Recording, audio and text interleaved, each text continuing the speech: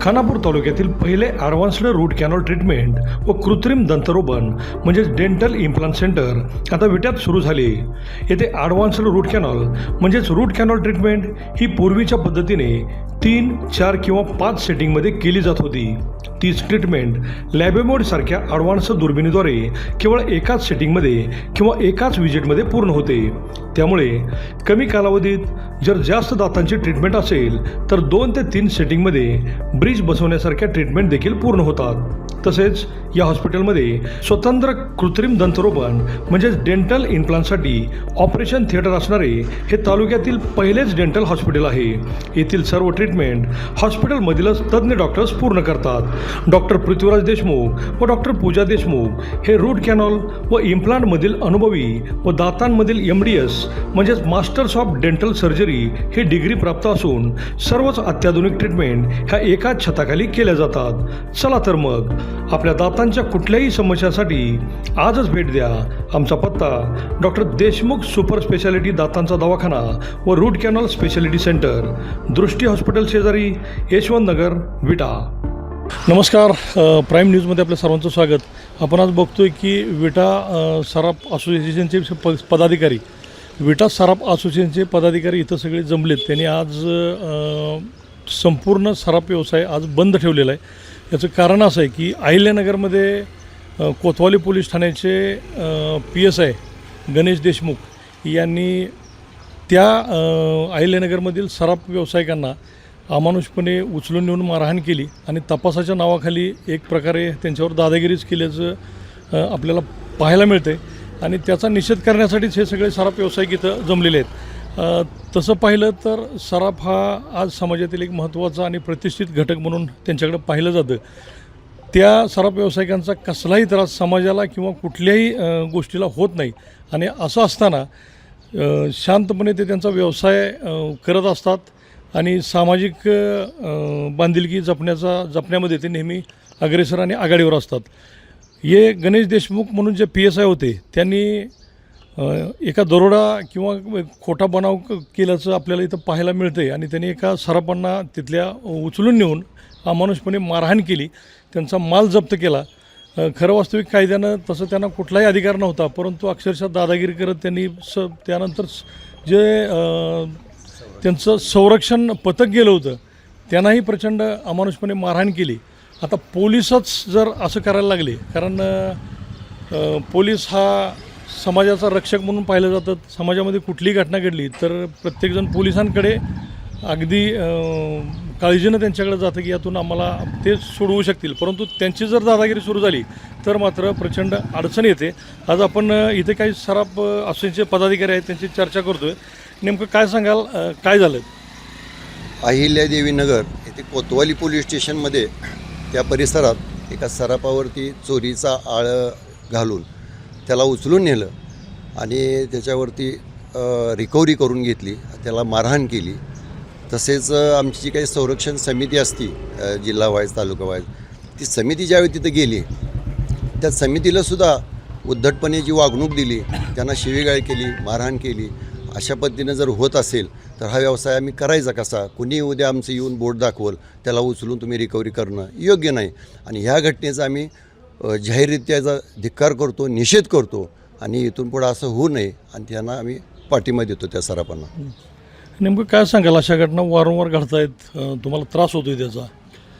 जी बेकायदेशीर रिकव्हरी झाली अहिल्यानगरमध्ये त्याचा निषेध दौंड जिल्हा, सातारा, कराड, पंढरपूर, सांगली, विटा आणि महाराष्ट्रातून सर्व शहरातून त्याचा निषेध केला गेला आहे। आम्ही देखील त्याचा पूर्ण निषेध करत आहोत। आज आम्ही त्याच्या विरोधात बंद पाळला आहे। पूर्ण बाजार आज पूर्ण खडखडीत बंद ठेवला आहे आणि रिकव्हरी जे घेतली असेल तर ती अवश्य द्यावी, पण ही बेकायदेशीर रिकव्हरी करणे, अपहरण करणे, अमानुष मारहाण करणे व त्यांना असा जाचक त्रास देणे ह्याचा आम्ही पूर्ण निषेध करून त्याला पूर्ण आळा बसवायचा आम्ही पूर्ण प्रयत्न करीत आहोत। नेमकं काय सांगाल, अशा घटना वारंवार घडतायत? आपल्या विट्यामध्ये काही घटना या अगोदर अशा घडल्या होत्या, काय सांगाल त्याबद्दल? याला चोराचंच बोलणं खरं धरून, सराफांना त्याला वेटीच धरून चोराला खरं आणि सराफाला खोटं ठरवून त्यांच्याविरुद्ध त्यांच्याकडून रिकव्हरी केली जाते, हे अतिशय चुकीचं आहे. आणि हा जो जाच जो होतो आहे सराफांचा, हा पूर्णपणे थांबला गेला पाहिजे.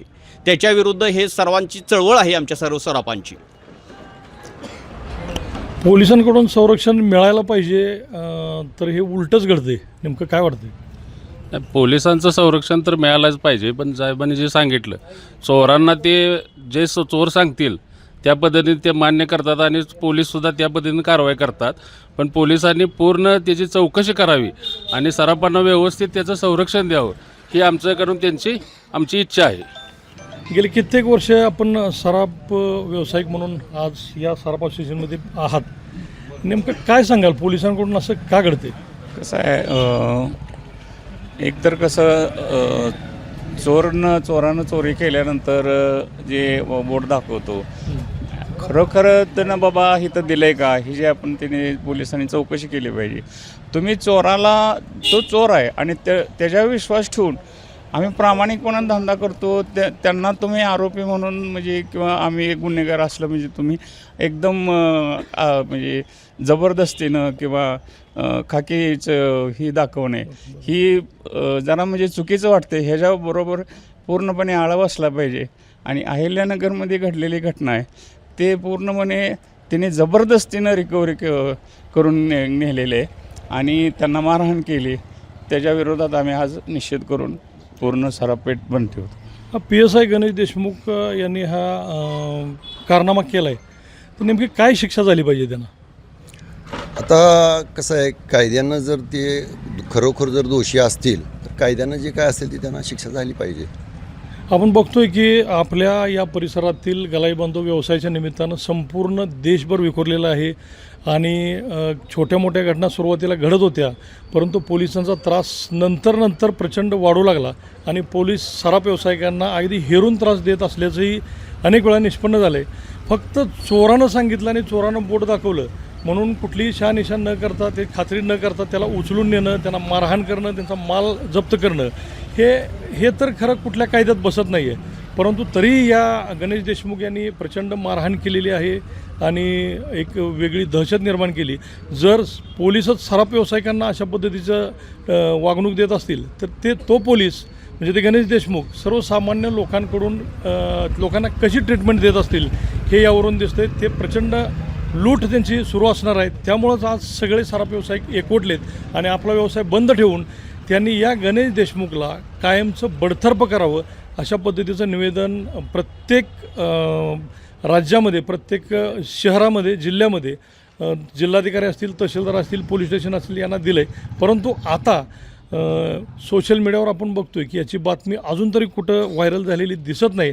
नेमकं काय प्रकार आहे, का हे प्रकरण दडपलं गेलं आहे हे पाहणंही महत्त्वाचं ठरणार आहे. आणि या गोष्टीवरती प्रशासन आता काय कारवाई करतं आहे याकडे संपूर्ण सराफ व्यावसायिकांचं लक्ष लागून राहिलेलं आहे. गृहमंत्र्यांना पण निवेदन दिलेलं आहे. हां, गृहमंत्र्यांनाही निवेदन दिलेलं आहे. आता गृहमंत्री याच्यावरती काय ॲक्शन घेतात याकडे सगळ्या सराफ व्यावसायिकांचं लक्ष लागून राहिलेलं आहे. अभिजित शिंदे, प्राईम न्यूज, विटा.